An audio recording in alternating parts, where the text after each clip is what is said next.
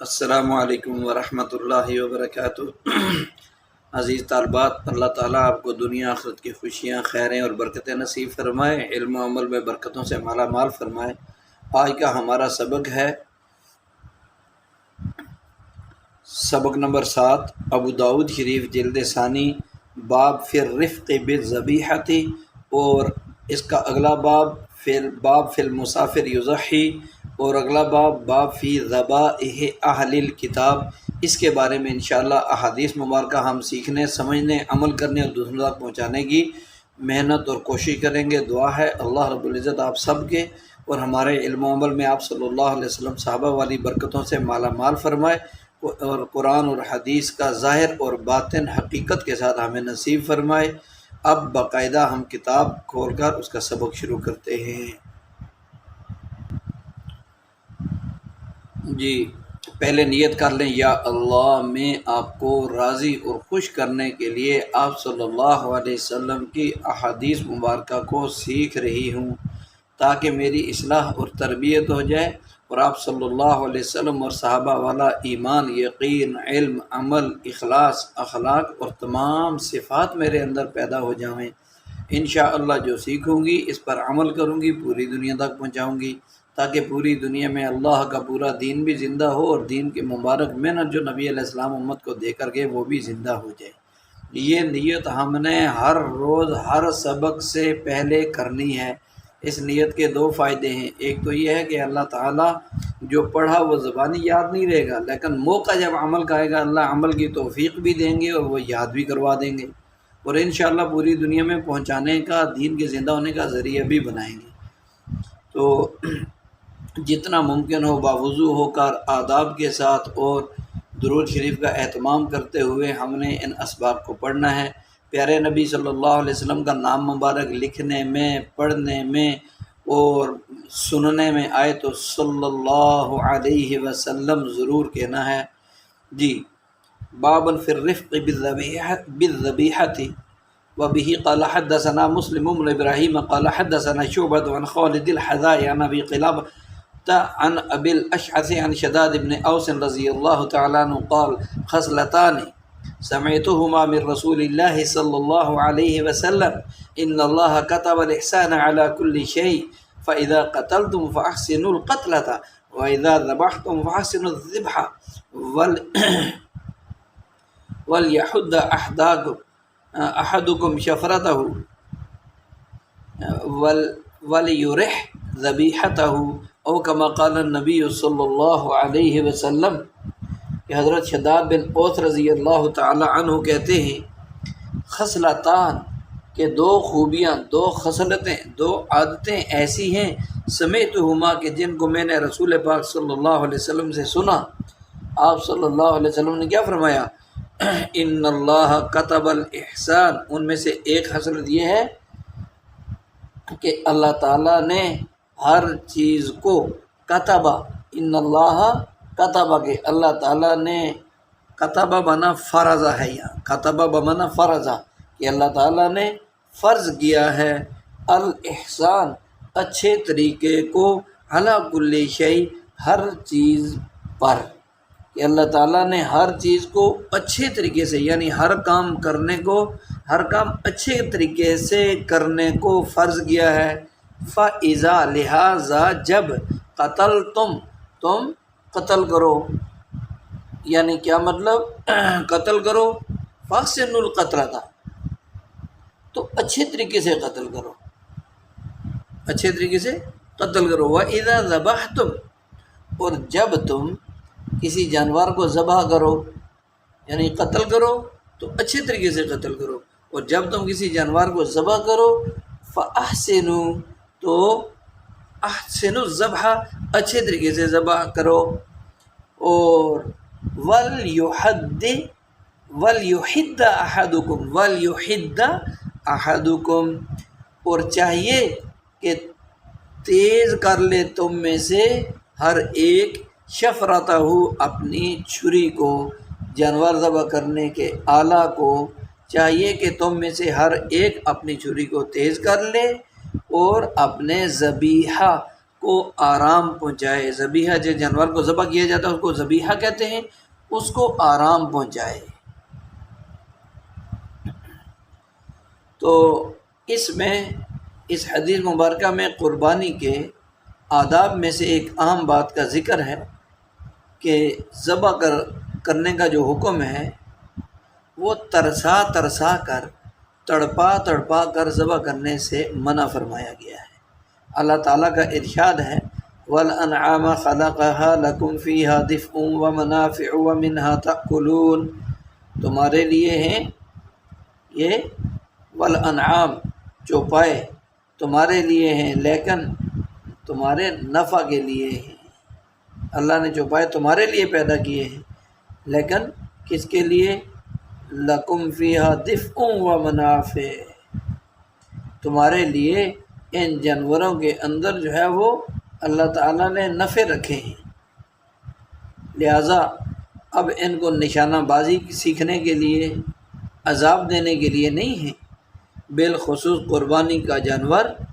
اس کو ساتھ تو انتہائی نرمی کا معاملہ کیا جائے، شفقت کا معاملہ کیا جائے، اور اس کو ذبح کرنے کے لیے نیچے گراتے وقت، لٹاتے وقت، چھری چلاتے، کھال اتارتے وقت جو ہے وہ کسائی پناہ دکھانے کے بجائے نرمی کا معاملہ کیا جائے، تاکہ بلا وجہ، بلا ضرورت اور ضرورت سے زائد جانور کو تکلیف نہ ہو، تڑپ تڑپ کر اس کی جان نہ نکلے۔ ان اللہ کتب الاحسان علی کل شیء، اس کا مطلب یہ ہے کہ احسان صرف نماز میں نہیں، ہر کام میں حکم ہے، اس کے بغیر باشعور بھی لاشعور ہے، اور اس دور کے اندر تو اس میں بہت قصور ہے، لہٰذا عمدگی، نرمی، خیرخواہی کا ہر موقع پر حکم ہے۔ اذا قتلتم اذا ذبحتم فاحسنوا، کہ اذا قتلتم سے مراد یہاں یہ ہے کہ جب تم کسی کو قتل کرو، مطلب یہ کہ تمہارا بندہ کسی نے قتل کر دیا، اب قصاص میں اس کو قتل کرنا ہے تو اس قتل کا حکم ہے کہ قصاصاً جب کسی کو قتل کرو تو اچھے طریقے سے۔ وَإِذَا ذَبَحْتُمْ، اور تب تم قربانی کا جانور ذبح کرو تو اس میں بھی ان چیزوں کا خیال رکھو کہ قربانی کے جتنے بھی آداب ہیں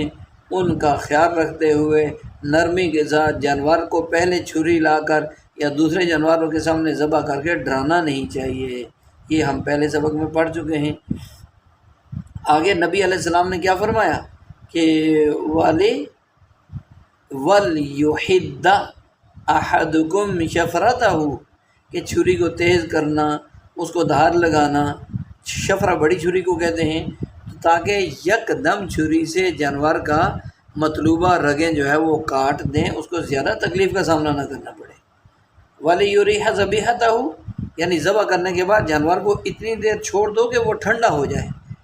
پھر کھال اتارنا شروع کرو۔ یہ نہیں کہ ابھی چھری پھیری گلے پر اور ادھر سے اس کی کھال اتارنا شروع کر دو، ایسا نہیں کرنا، اس سے منع فرما دیا۔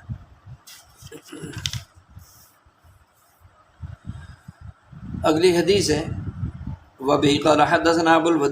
أبو الوليد الطيالسي حدثنا شعبة عن هشام بن زيد قال دخلت مع أنس رضي الله تعالى عنه على الحكم بن أيوب فرأى فتيانا أو غلمانا قد نصبوا دجاجة يرمونها فقال أنس رضي الله تعالى عنه نهى رسول الله صلى الله عليه وسلم أن تصبر البهائم او كما قال رضی اللہ تعالی عنہ۔ ہشام بن زید سے مروی ہے، ہشام بن زید سے مروی ہے، وہ کہتے ہیں کہ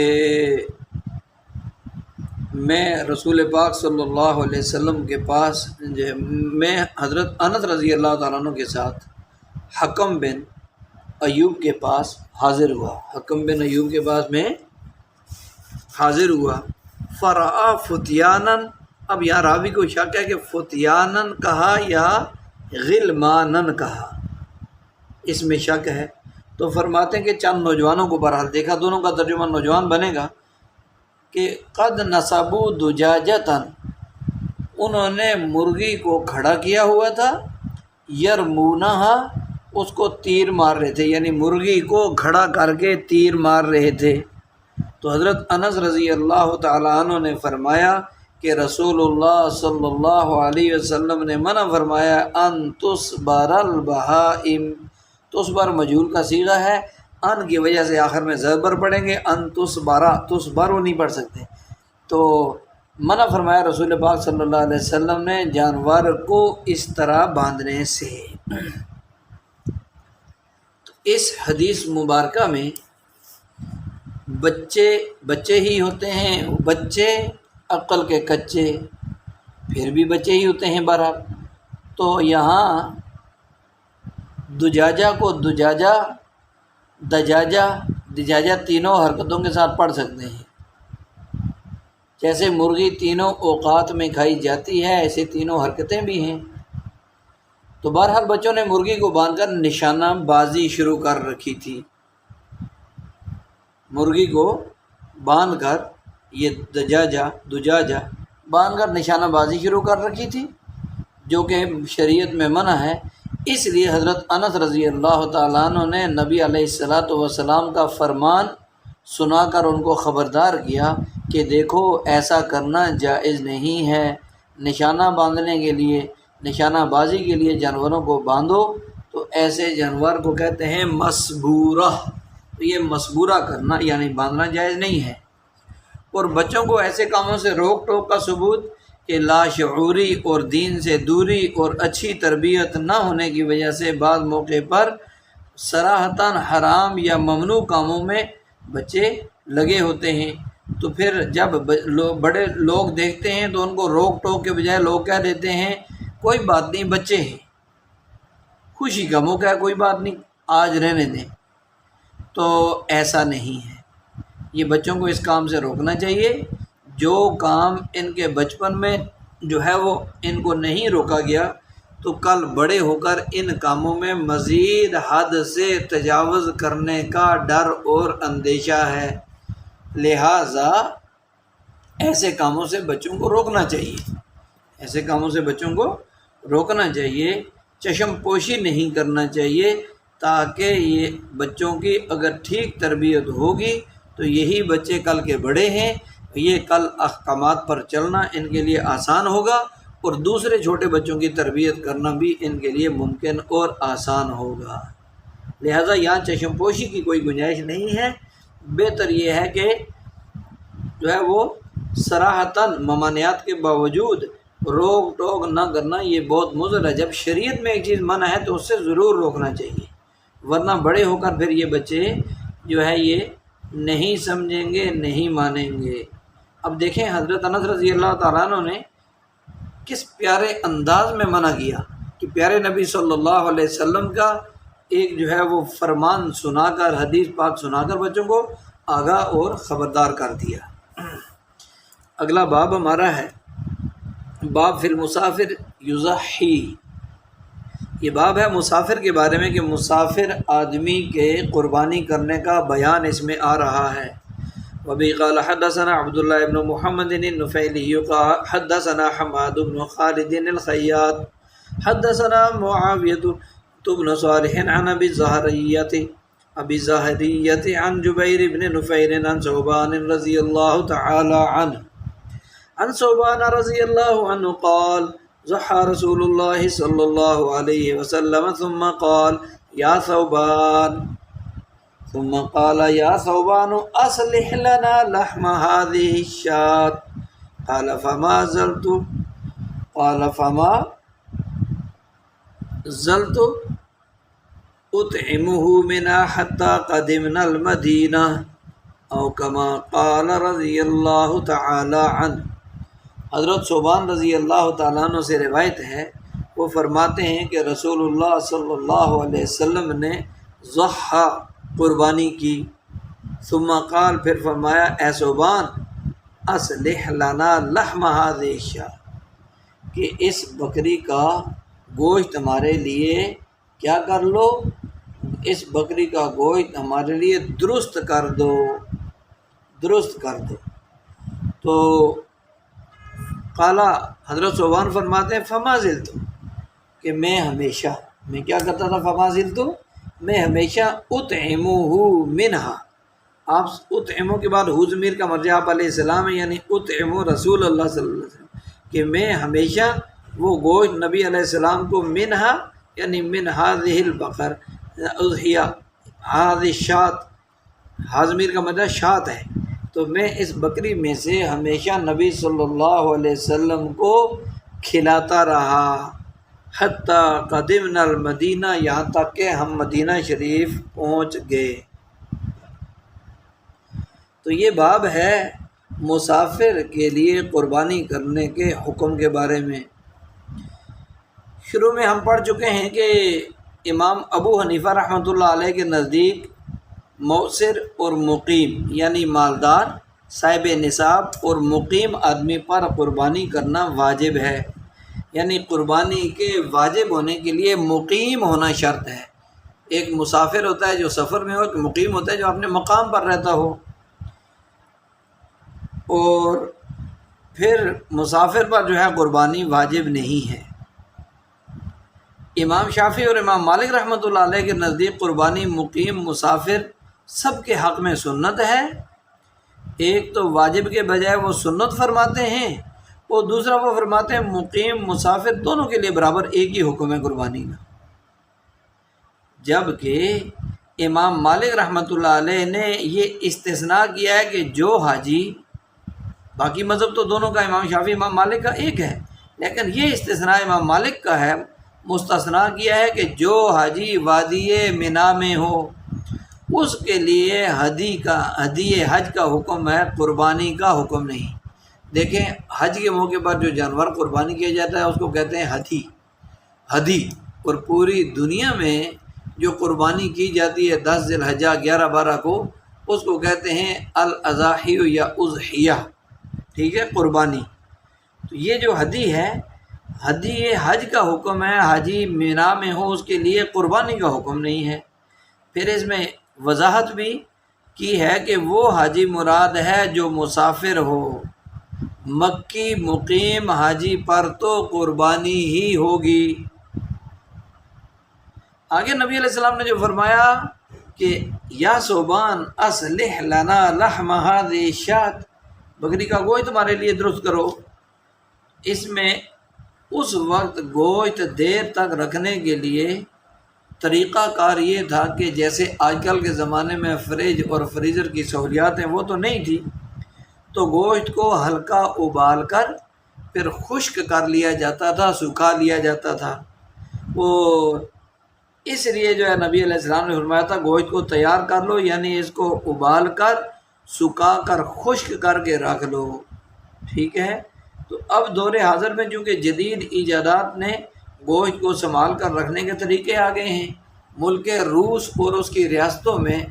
یہ کرغزستان، داغستان، تاجکستان وغیرہ میں آج بھی لوگ جو ہے وہ گھوڑوں اور دمبے وغیرہ کا گوشت وہ اسی طرح ابال کر، ہلکا معمولی ابالتے ہیں، بہت زیادہ نہیں، خشک کر کے اس کو رکھ لیتے ہیں، پھر بعد میں سردیوں میں اس گوشت کا استعمال چلتا رہتا ہے۔ تو یہ سنبھال کر اصلح لنا سے یہ مراد ہے۔ اگلا جو باب ہے ہمارا وہ ہے فی ذبائح اہل الکتاب، اس کے بارے میں۔ ابھی قال حدثنا احمد بن محمد بن ثابت المزوری قال حدثنا علی بن حسین عن ابی عن یزید النحوی عن اکرمۃ عن ابن عباس رضی اللہ عنہما قال فَكُلُوا مِمَّا ذُكِرَ اسْمُ اللَّهِ عَلَيْهِ وَلَا تَأْكُلُوا مِمَّا لَمْ يُذْكَرِ اسْمُ اللَّهِ عَلَيْهِ فَنَسَخَ اسْتِثْنَاء، نسخ فعل مجهول ہے، فنسخ استثناء من ذلك فقال طعام الذين اوتوا الكتاب حل لكم وطعامكم حل لهم وكما قال النبي صلی اللہ علیہ وسلم۔ یہ باب ہے اہل کتاب کے ذبح کردہ جانوروں کے بارے میں حکم بیان کرنے کے لیے۔ اہل کتاب یہود و نصارہ اس سے مراد ہیں، انہوں نے کوئی جانور ذبح کیا تو اس کا کیا حکم ہے، گوشت مسلمان کھا سکتے ہیں یا نہیں، اس کے بارے میں حضرت ابن عباس رضی اللہ تعالی عنہما سے مروی ہے، یہ حدیث روایت کی گئی ہے، وہ فرماتے ہیں فَقُلُوا مِمَّا ذُكِرَ اسْمُ اللَّهِ، کہ اللہ تعالیٰ نے فرمایا، قالا اللہ نے فرمایا، فَقُلُوا تم کھاؤ، مِمَّا ان جانوروں میں سے، ذکر اسم اللہ علیہ ذکر لیا گیا، اسم اللہ اللہ کا نام، علیہ جن پر، ان جانوروں میں سے کھاؤ جن پر اللہ کا نام لیا جائے، وَلَا تَأْكُلُوا مِمَّا لَمْ يُذْكَرِ اسْمُ اللَّهِ عَلَيْهِ، وَلَا تَأْكُلُوا اور تم مت کھاؤ یا نہ کھاؤ ایسے جانوروں میں سے جن پر ذبح کرتے ہوئے اللہ کا نام نہیں لیا گیا۔ آگے فرماتے ہیں فَنُسِخَ استثناء من ذالک، اس من ذالک یعنی من ذالک الآیہ، اس آیت کا استثناء یعنی یہ استثناء والی آیت منسوخ ہو گئی، فقال پھر کیا فرمایا اللہ تعالیٰ نے، طعام الذین اوتوا الکتاب حل لکم، کہ ان لوگوں کا کھانا جنہیں کتاب دی گئی، یعنی اہل کتاب کا کھانا، حل لکم حلال ہے تمہارے لیے، وطعامکم اور تمہارا کھانا، حل حلال ہے، لہم ان کے لیے، ان کا کھانا تمہارے لیے حلال، تمہارا کھانا ان کے لیے حلال ہے۔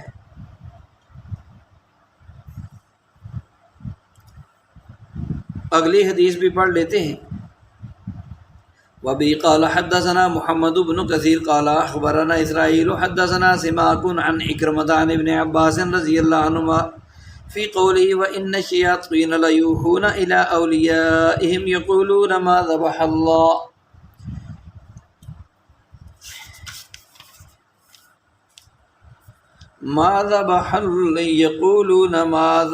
اللَّهُ فَلَا يَأْكُلُوهُ وَمَا ذَبَحْتُمْ أَنْتُمْ فَكُلُوهُ فَأَنزَلَ اللَّهُ وَلَا تَأْكُلُوا مِمَّا لَمْ يُذْكَرِ اسْمُ اللَّهِ عَلَيْهِ أو كما قال النبي صلی اللہ علیہ وسلم، کہ حضرت ابن عباس رضی اللہ تعالی عنہما سے روایت ہے، اللہ تعالیٰ کے اس ارشاد، اللہ تعالیٰ کے اس ارشاد یا اس فرمان کے بارے میں، کیا فرمان، وَإِنَّ الشَّيَاطِينَ لَيُوحُونَ إِلَىٰ أَوْلِيَائِهِمْ، وَإِنَّ اور یقیناً بلا شبہ، اس بات میں کوئی شک نہیں کہ شیاطین لیوحون دلوں میں ڈالتے ہیں، الی اولیائہم اپنے دوستوں کے،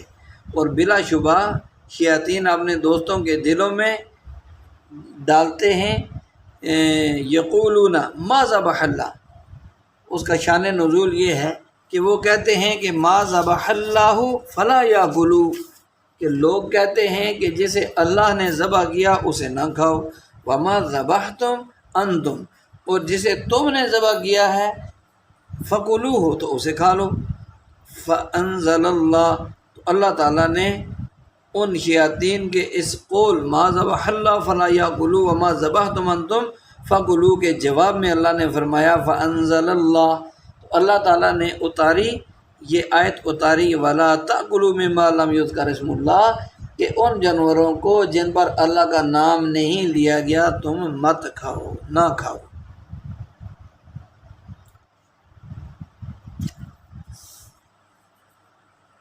اگلی حدیث ہے، وَبِهِ قَالَ حَدَّثَنَا عُثْمَانُ بْنُ أَبِي شَيْبَةَ حَدَّثَنَا عِمْرَانُ بْنُ عُيَيْنَةَ عَنْ عَطَاء بْنِ الصَّائِبِ عَنْ سَعِيدِ بْنِ جُبَيْرٍ عَنِ ابْنِ عَبَّاسٍ رَضِيَ اللَّهُ عَنْهُمَا قال جاءت اليهود إلى النبي صلى الله عليه وسلم فقالوا أتأكل مما قتلنا ولا تأكل مما قتل الله، فأنزل الله تعالى ولا تأكلوا مما لم يذكر اسم الله عليه إلى آخر الآية، کہ حضرت ابن عباس رضی اللہ تعالیٰ عنہ سے روایت فرماتے ہیں کہ کچھ یہود نبی علیہ السلام کے پاس آئے، فقالوا کہنے لگے، أتأكل مما قتلنا، کہنے لگے کہ کیا تم اس جانور کو کھاتے ہو جسے ہم مارتے ہیں، ولا تاکل، اور اس میں سے تم نہیں کھاتے جسے اللہ تعالیٰ نے مارا ہے، تو اللہ تعالیٰ نے یہ آیت نازل فرمائی، ولا تاکلوا مما لم یذکر اسم اللہ، کہ تم اس میں سے مت کھاؤ جس پر اللہ کا، جن جانوروں پر اللہ کا نام نہیں لیا گیا۔ اللہ تعالیٰ نے یہ آیت مکمل اتاری، آخر تک یہ آیت اتاری۔ تو اس باب کی 3 احادیث جن کے راوی حضرت ابن عباس رضی اللہ تعالیٰ عنہما ہیں، اس میں چونکہ ذبح کا نام جو ہے، ذبح کا نام ہے، اس لفظ کی مناسبت سے ذبائح اہل الکتاب یہاں لائے ہیں، ذبائح اہل الکتاب، چونکہ قربانی ذبح کرنے کا نام ہے، تو ذبح کے نسبت سے، مناسبت سے یہاں باب کا نام بھی فی ذبائح اہل الکتاب ہی رکھ دیا، ذبح کی جمع ذبائح۔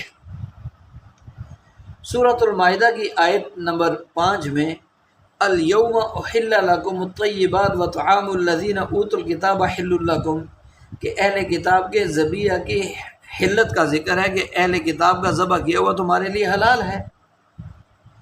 اور اس پر اجماع ہے۔ تو آیت اور روایت سے ثابت ہے اور یہی معمول رہا، لیکن دور حاضر میں چونکہ اہل کتاب کے نام کے، اہل کتاب جو ہے برائے نام اہل کتاب ہے، یعنی نام تو ان کا اہل کتاب ہے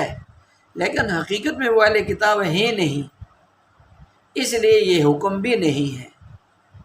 آج کل اکثر یہود اور عیسائی برائے نام اہل کتاب رہ گئے، لہٰذا ان کا ذبح کردہ جانور اور ان کا پڑھا ہوا نکاح جو ہے وہ اصلی کتابی جیسا نہیں کہلائے گا، کیونکہ اب انہوں نے اپنی کتابوں میں تحریف کر دی، اپنی مرضی کا رد و بدل کر ڈالا، اس لیے جو ہے اب اس کو۔ تو اصل بات یہ ہوئی تھی کہ جو مشرکین اور ان کے جو دوست یار لوگ تھے، انہوں نے سورۃ الانعام کی آیت نمبر 17، 117 اور 118 اس میں ہے، تو اس کا شان نزول ہے کہ مشرکین وغیرہ نے اغوائے شیطانی کی بنا پر سوال اٹھایا تھا، جی دیکھو جی اللہ جسے مارتا ہے مسلمان اسے کھاتے نہیں، جسے خود اپنے ہاتھوں سے مارتے ہیں اسے کھا لیتے ہیں۔ تو یہ بڑی من گھڑت ان کی بات تھی، اگرچہ پس پردہ ان کا ذہن خراب تھے، اس وجہ سے وہ باتیں کرتے تھے۔ تو اللہ تعالیٰ نے اس پر ارشاد فرمایا کہ بھائی جس جانور پر ذبح کرتے وقت اللہ تعالیٰ کا نام لیا گیا ہو اسے کھا لو، اور جس پر اللہ تعالیٰ کا نام نہ لیا جائے اسے مت کھاؤ۔ پتہ چلا کہ مسلمان اپنی مرضی سے نہیں کھاتے پیتے بلکہ اللہ کے حکم کے مطابق چلتے ہیں، عقلاً نقلاً اللہ کے تابع، یعنی اپنی عقل سے بھی کوئی کام کریں گے تو وہ بھی اللہ رسول کی مرضی کے مطابق، نقلاً کریں گے تو وہ ہوگا ہی۔ نقل کا مطلب ہے اللہ کے احکامات قرآن کے اندر اور نبی کی احادیث، تو عقلاً نقلاً مسلمان تابع ہوتا ہے، لہٰذا جو ہے وہ یہ مسلمان اپنی مرضی کی زندگی نہیں گزارا۔ اب اللہ کے نام سے جو ذبح کیا جائے وہ اس لیے ہے کہ اللہ کے نام کی برکت ہے، قرائن اور آیات سے ساری کائنات بھری ہوئی ہے کہ اس پاک ذات کا جو نام ہے اور اس کی صفات، اس کی ذات اور صفات کا کتنا اثر ہے، اور اس کا نام جس چیز پر لیا جائے کتنا اس کا اثر اور وزن ہے۔ جیسے حدیث میں آتا ہے نا، اللہ تعالیٰ قسم کھا کے فرماتے ہیں مجھے میری عزت عظمت جلال کی قسم، جس کام میں میرا نام لیا جائے گا میں اس میں ضرور برکت پیدا کروں گا۔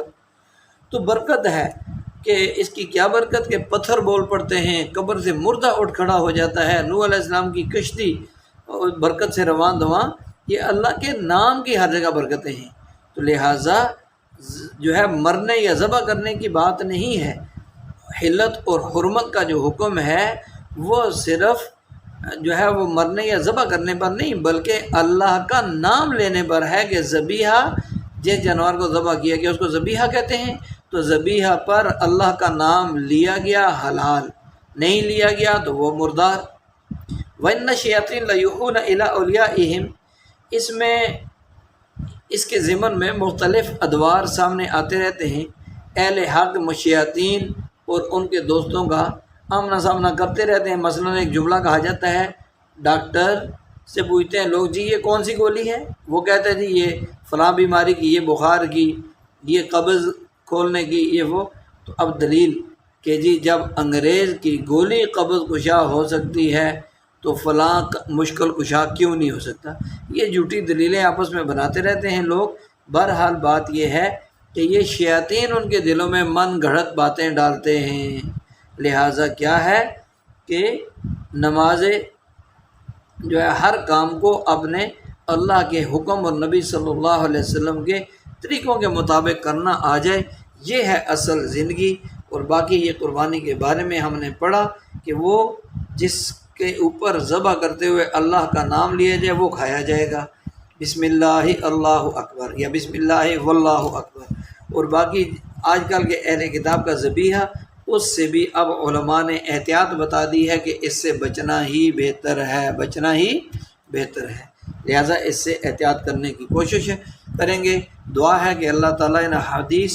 اور اللہ کے احکامات کو سیکھنے، سمجھنے، عمل کرنے اور پوری دنیا تک پہنچانے کے لیے آپ صلی اللہ علیہ وسلم صحابہ والی قبولیت نصیب فرمائے۔ اللہ آپ ساری طالبات کی اور تمام دنیا کی جو ہے وہ عورتوں اور بچیوں کو ازواج مطہرات والی ظاہری باطنی صفات اور آپ صلی اللہ علیہ وسلم صحابہ والا ایمان، یقین، علم، عمل، اخلاص، اخلاق اور تمام صفات نصیب فرمائے، اور اللہ تعالیٰ کسی کا محتاج نہ بنائے، ہر شریر کے شر سے حفاظت فرمائے۔ وآخر دعوانا الحمد للہ رب العالمین۔